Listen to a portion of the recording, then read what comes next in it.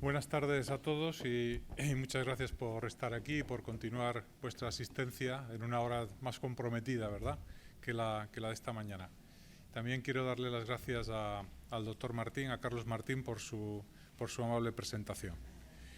Y sin más os voy a desarrollar este tema que tiene que ver un poco con el cuidador en enfermedad mental grave. En concreto os voy a hablar del programa Educa, un programa que llevamos desarrollando en nuestra casa, en el Instituto de Investigaciones Psiquiátricas, desde hace ya años y que ha dado sus frutos en distintas áreas de lo que es la enfermedad mental y entre ellas en este área que hablamos hoy de esquizofrenia y enfermedad mental grave. Bueno, lo que voy a presentaros esta tarde es primero una visión un poco general de lo que es el papel de la familia, del cuidador. Aunque me refiero al cuidador, evidentemente me estoy refiriendo en la mayoría de las ocasiones al familiar, a la familia, en este problema, en la enfermedad mental grave. A continuación hablaré un poco de intervenciones que pueden hacerse para ayudar a los cuidadores a afrontar este problema y finalmente presentaré los resultados de nuestro estudio, de nuestro programa que hemos desarrollado con esta finalidad de realizar un abordaje, una intervención psicosocial en este tipo de problemas. Y también, ¿por qué no?, y lo confieso ya, intentaré convencerles de que este es un programa que puede ser aplicado. O sea que lo hemos hecho con la intención de que realmente es una herramienta que brindamos a los servicios, a las personas que estáis trabajando en estos casos, para que, si os parece oportuno, pues lo podáis aplicar en vuestras instituciones. Quizás el primer comentario que quiero haceros es repasar un poco cuál es este papel, ¿no?, de las familias, del cuidador familiar en la enfermedad mental grave. Y afortunadamente esta mañana, cuando se ha efectuado esta visión panorámica de las distintas intervenciones que se pueden hacer en enfermedad mental grave, pues se ha hecho énfasis precisamente en el tema de las familias. Y ahí hay que, haciendo un pequeño recorrido histórico, pues hay que ver distintas fases. Quizás, y bueno, una peculiaridad que quizás tenga esta visión global, ¿no?, que tenemos ahora del mundo, es que todavía cada una de estas fases que voy a ir describiendo pues se pueden recoger, ¿no?, en distintas partes del mundo, y eso nos enriquece, ¿no?, en nuestra visión actual. Quizás la primera visión era la de la enfermedad mental integrada, ¿no?, en un medio, digamos, un medio natural, y que quizás algunos de nosotros pues hayamos podido conocerlo todavía incluso en nuestro país. Es decir, la persona que tenía una enfermedad mental, por ejemplo, en un medio rural, en el cual se ofrecían pues una serie de posibilidades de trabajo que realmente eran muy compatibles, ¿no?, con la enfermedad.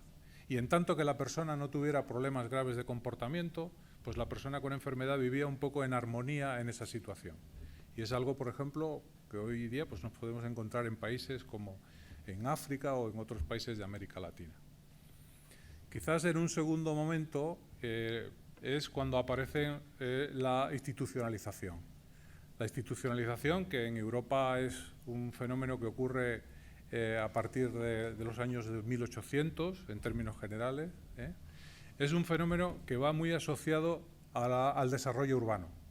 El desarrollo urbano imposibilita esta integración que había ocurrido en tiempos pretéritos entre enfermedad mental y un ambiente natural. Y efectivamente, por otra parte, como ya hemos visto, el medio urbano favorece la aparición de este tipo de enfermedades y lo que ocurre es que el enfermo mental empieza a no tener sitio en esta sociedad. Eso genera la aparición de instituciones que efectivamente van a cuidar a estas personas que no tienen otro sitio donde ser cuidadas. Y entonces ocurre un fenómeno que es la separación del medio familiar. La familia, por lo tanto, queda como algo ajeno durante un gran tiempo del desarrollo de los cuidados a las personas con enfermedad mental. Toda la época de institucionalización, la época asilar, el enfermo llegaba a estas grandes instituciones y se le excluía un poco de la familia. Fijaos que en esos tiempos incluso había la noción, y esta es una idea que ha perdurado mucho, la noción del carácter patológico de la familia. Fijaos que en esta época asilar las instituciones se construyen típicamente en las afueras de las ciudades, con un fin muy claro de aislar a las personas con enfermedad mental del resto de la sociedad. La teoría que había detrás de ese tipo de comportamientos es la teoría de la psiquiatría moral. Es una teoría en la que se piensa que la persona ha visto trastornada su capacidad de razonar a consecuencia del ambiente malsano en el que se ha criado, en el que se ha desarrollado. Y por lo tanto, la primera medida que hay que hacer con estas personas es separarlas de este ambiente en el que se ha generado la enfermedad mental. Una enfermedad mental que se entiende como un predominio de las pasiones, de los instintos, sobre la capacidad de razonar. Esta teoría se hace en un momento de la historia de la humanidad, en la que, de Europa en concreto, en este momento, en el cual es la época de la Ilustración, en la cual se le da una gran importancia al razonamiento, a la capacidad de razonar como la capacidad fundamental del ser humano. Por lo tanto, la enfermedad mental consiste en una falta de capacidad de razonar, en un predominio de ese mundo de instintos y de pasiones. Bien, y por lo tanto, fijaos, la familia ya a la familia o al ambiente donde se desarrolla la persona, se le atribuye la causa de la enfermedad mental y por lo tanto se justifica así una separación que lleva a las personas con enfermedad mental a estar en estas instituciones. Bien, bueno, pues esta época termina en el momento en el que se aprecia, ¿no?, que el propio fenómeno de institucionalización es a su vez generador de una serie de problemas y realmente aparece, ¿no?, una nueva corriente en que predomina la idea de que la persona con enfermedad mental tiene que estar en su medio natural, ¿no?, en el entorno comunitario. Y en ese momento pues es la época de la desinstitucionalización y en la cual los enfermos vuelven a estar en su medio natural. Pero en su medio natural supone la vuelta a la familia, la vuelta a la familia. Con lo cual, la familia de alguna forma se ve, por decirlo así, doblemente penalizada. Por una parte se le había atribuido el origen de la enfermedad, en cierta manera, y por otra parte ahora va a tener que tener el cuidado, ¿no?, de estas personas que tenían. Por lo tanto, se le penaliza también de alguna forma y se le atribuye, ¿no?, esa institucionalización que habían sufrido los enfermos durante mucho tiempo. Y esto tiene una consecuencia muy inmediata que se ve rápidamente en la bibliografía. Hasta los años 60 no hay ningún comentario en la bibliografía a nivel mundial sobre la sobrecarga del cuidador. No existía la sobrecarga del cuidador. Y es a partir de los años 60 y 70 cuando empieza a haber estudios que dicen, bueno, ¿qué pasa, ¿no?, con las personas que tienen que cuidar, que tienen que atender a una persona con enfermedad mental grave? Y en ese momento ocurre otro fenómeno curioso, y es que durante muchos años, aunque hay estos primeros señalamientos sobre lo que es la sobrecarga posteriormente desaparece del campo de la enfermedad mental grave y se centra en otro campo que es el de las demencias. Y así vemos durante los años 70 y 80 y 90 incluso que crece exponencialmente el número de publicaciones sobre la sobrecarga en el campo de las personas con demencia y en cambio hay muy pocos trabajos sobre lo que ocurre en el caso de personas con enfermedad mental grave. Cuando en realidad sabemos que precisamente los cuidadores de personas con enfermedad mental grave, la sobrecarga es muy importante, muy importante. Con un perfil muy distinto de lo que pasa en las demencias. El cuidador de las personas con demencia es normalmente un hijo o un cónyuge, un esposo o una esposa de la persona con demencia. Es una persona que está en la etapa final de su vida, por lo tanto, la fase en que va a necesitar cuidados es una fase normalmente breve o de duración limitada, unos años. Normalmente estas personas han generado unos medios, unos recursos a lo largo de su vida.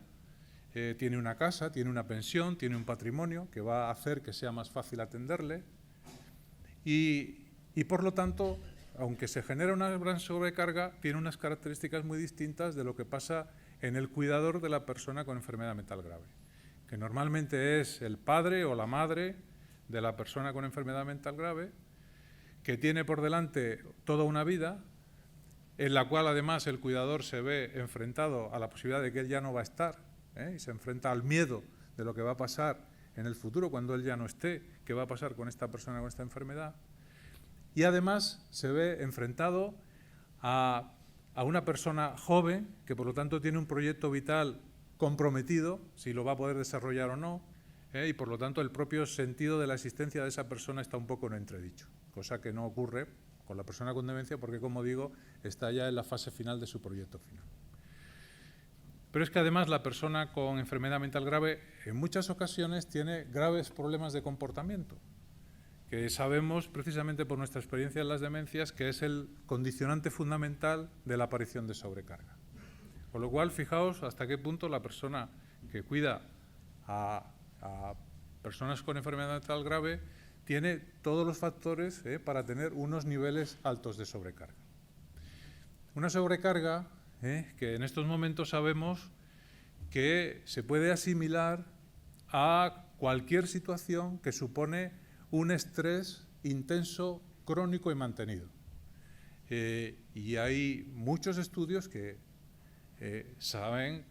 descubren que esta situación se analiza toda una serie de consecuencias graves para la salud del propio cuidador y que también repercuten sobre la persona que cuida. Es decir, la persona con gran sobrecarga, por ejemplo, con un estrés crónico, tiene más problemas de salud, tanto física como mental, tiene más probabilidad de desarrollar depresión, tiene más probabilidad de desarrollar ansiedad, trastornos de sueño, tiene más problemas, por ejemplo, para caer en un consumo de sustancias o de fármacos o de tranquilizantes.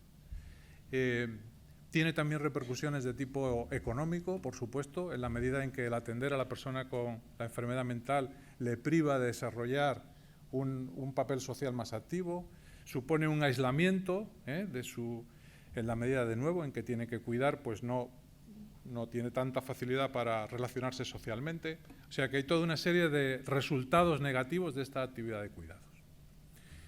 Pero, curiosamente, y precisamente por esta idea, este prejuicio negativo que condenaba a la familia, pues realmente hasta no hace mucho tiempo se carecía de herramientas que permitieran mejorar esta situación del cuidador. Bueno, entonces desde nuestra institución, pues bueno, esta situación nos hizo pensar que sería interesante trabajar en este punto.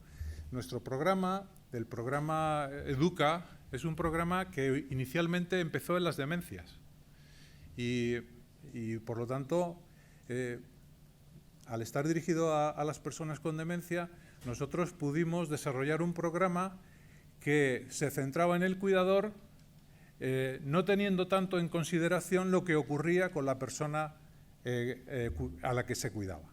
Fijaos que esto es una diferencia muy interesante porque en el caso de las demencias se considera una intervención legítima desde el principio el centrarse en la persona que cuida. Dice, bueno, su familiar estará mejor o peor, podrá ir bien o mal, pero usted, por ser un cuidador, necesita ayuda, apoyo para desarrollar su labor de cuidados. Y este mensaje, que parece muy claro, en el caso de enfermedad mental grave no se consideraba tal, porque lo que se decía es, bueno, nosotros le vamos a enseñar a ser un buen cuidador, pero porque en realidad lo que nos interesa es que esté bien la persona a la que cuida. Y bueno, lo que pase con usted, bueno, pues si usted está bien, pues también.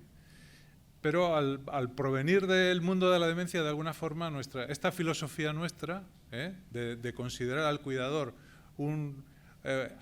alguien que es totalmente digno, ¿no?, de recibir ayuda y para afrontar este problema con independencia de lo que ocurra con la persona a la que cuida, pues es un poco una característica de nuestro programa. Y de hecho, en el estudio que os voy a presentar, pues nosotros no medimos qué pasa con el enfermo. Muchos de los abordajes que se hacen, pues aparte de ver la situación del cuidador, pues lo que dicen es, bueno, reingresa más o menos la persona cuidada, tiene más o menos sintomatología, se toma más o menos el tratamiento, o sea, hay una serie de variables que miden situación del cuidador.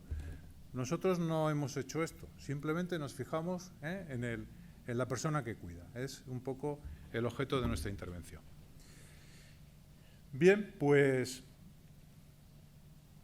por supuesto, las cosas han ido cambiando. Hoy día hay muchísimas recomendaciones, ¿no? Ya esto en guías nacionales e internacionales sobre la importancia de desarrollar actividades sobre el cuidador, pero realmente todavía hay muchísimas cosas que faltan, O sea, hay una carencia muy importante de investigación en este sentido. Sobre todo se han desarrollado muchos programas, pero los programas no se han evaluado, no se han evaluado. Es decir, que al final no hay una evidencia contrastada de si realmente funciona y en qué cosas funciona. Y por lo tanto nuestro estudio pues se ha focalizado precisamente en desarrollar estos aspectos. Bueno, estos son algunos de las limitaciones metodológicas, ¿no?, que hay en este campo, ¿no?, y que nos hicieron a nosotros pues desarrollar nuestro estudio. O sea que nosotros lo que hicimos fue desarrollar un programa de intervención al que llamamos Educa-ESC de esquizofrenia, manualizado, es decir que fijaos que en todo lo que son intervenciones psicosociales un problema muy importante que hay es saber exactamente qué es lo que estás haciendo. Cuando se hacen estudios de eficacia, por ejemplo, con una terapia biológica, un medicamento o una terapia biológica, tú defines muy bien qué es lo que haces y lo que no haces, ¿no? Con el grupo que intervienes, pues estás dando un medicamento, y con el que no intervienes estás dando un placebo, ¿no? Todo muy claro. En el caso de los programas de intervención psicosocial, las cosas son mucho más complejas, y por lo tanto el hacer investigación es mucho más difícil, porque si no tienes muy medido y muy claro lo que haces, puedes estar haciendo con el mismo nombre cosas totalmente distintas. Por no mencionar las diferencias que hay entre terapeutas, ¿no? Imaginaos una intervención que se hace con un terapeuta muy motivado, con muchas ganas de que salga bien, o una intervención que se hace con un terapeuta, pues, bueno, que le da un poco más igual. Bueno, el resultado puede ser totalmente distinto y se le puede estar atribuyendo a la herramienta cosas que en realidad dependen del terapeuta. O sea que es mucho más difícil hacer investigación en este campo que en otros campos donde se define mucho mejor la herramienta de intervención. Bueno, pues es un programa, por lo tanto, manualizado. Nosotros tenemos muy definido qué es lo que hay que hacer y lo que no hay que hacer en todas las sesiones a las cuales se desarrolla el programa. Es de formato grupal. Nosotros, bueno, hay distintas orientaciones. Nosotros creemos que el formato grupal tiene más ventajas. También pensamos que es más práctico. Nosotros, cuando desarrollamos esta herramienta, realmente estábamos intentando hacer algo que pudiera ponerse en práctica, porque muchas veces la investigación desarrolla herramientas un poco ideales, ¿no? Dice, no, pues esta intervención durante tantos años, durante tanto tiempo, con un terapeuta que de forma individual, dice, bueno, esto funciona, pero ¿dónde se puede poner en práctica esto? Por lo tanto, nosotros intentamos acotar los tiempos, hacer una intervención manualizada, grupal, y hacerla realmente práctica. Nosotros la probamos en los centros de hermanas hospitalarias de España y Portugal, y elegimos una población estable de pacientes, también con el propósito de una de las exigencias de la investigación es que la única cosa que varía, que es distinta entre el grupo en el que intervienes y en el que no intervienes, sea la propia intervención. Imaginaos, por ejemplo, esto hecho en un grupo de pacientes que cambia mucho, por ejemplo, en una fase psicótica aguda. Por lo tanto, los cambios que vemos en las familias podrían deberse a los cambios del estado clínico de los pacientes, ¿no? Si el paciente, por ejemplo, ha tenido una reacción agresiva, pues el familiar puede estar con mucha sobrecarga. Por lo tanto, elegimos un grupo estable de pacientes, ¿eh? Como luego veremos, es un grupo que no cambia y, por lo tanto, los únicos cambios, en principio, se deben al efecto o no de la intervención que nosotros estamos haciendo. Bien, bueno, estos eran los efectos, los objetivos del estudio: valorar la sobrecarga, estado de salud general, estado de ánimo del cuidador, ansiedad del cuidador, en una situación de estabilidad de la situación clínica del paciente, y también nos interesaba ver si había un efecto dosis, o sea, si realmente para que el programa funcionara había que recibir un determinado número con la intención de ver que la eficacia que realmente se veía o no se podía atribuir a la presencia del programa. Lo hicimos en 223 días de cuidadores, de la red de centros de hermanos hospitalarias en España y Portugal. Son 23 centros. Esto también le da bastante, desde nuestro punto de vista, bastante validez al estudio, porque no refleja las características de un centro o de un sitio, sino que realmente está distribuido por toda España y por Portugal. Y, bueno, pues lo que hicimos fue aplicar en un grupo la intervención, nuestro programa, y en otro el tratamiento estándar, los cuidados habituales que recibían las personas. Y lo que hicimos fue aleatoriamente asignar a las personas a un grupo o a otro. Las personas que no recibieron el tratamiento de forma inicial lo recibieron en un segundo tiempo, de forma que en conjunto no se perjudicó a nadie. O sea que desde un punto de vista ético, todos los participantes tuvieron las mismas oportunidades. Bueno, estos son los criterios de inclusión y de exclusión. Este es el diseño que se aplicó. Este es el programa. Como digo, son intervenciones muy estructuradas, manualizadas, en las que está muy definido, respetando un margen de libertad de actuación, pero que es... y que tiene una perspectiva psicoeducativa. Está orientada a la adquisición de habilidades. Y el objetivo principal es ayudar a los cuidadores a manejar los efectos negativos derivados de la atención, adquirir habilidades para afrontar situaciones cotidianas difíciles y mejorar su bienestar general. Bueno, tiene estas partes, una serie de sesiones orientadas a obtener información sobre la enfermedad y el tratamiento, otras sesiones dirigidas a aprender a cuidarse a sí mismos. Una parte fundamental cuando se trata de un problema de larga duración es que el cuidador aprenda a cuidarse a sí mismo y a gestionar los recursos que pueda disponer. Otras encaminadas a adquirir estrategias de afrontamiento, a resolver situaciones difíciles, ¿no? ¿Qué ocurre cuando la persona afectada se niega a tomar la medicación? ¿Qué ocurre cuando aparece un comportamiento agresivo? ¿Qué ocurre cuando, una serie de situaciones críticas, ¿no?, en las que hace falta tener una estrategia? Y por último, información sobre la red de recursos y ayudos disponibles. Bueno, estas eran las sesiones del programa, la estructura de las sesiones y lo que nosotros encontramos. Bien, estos eran los dos grupos.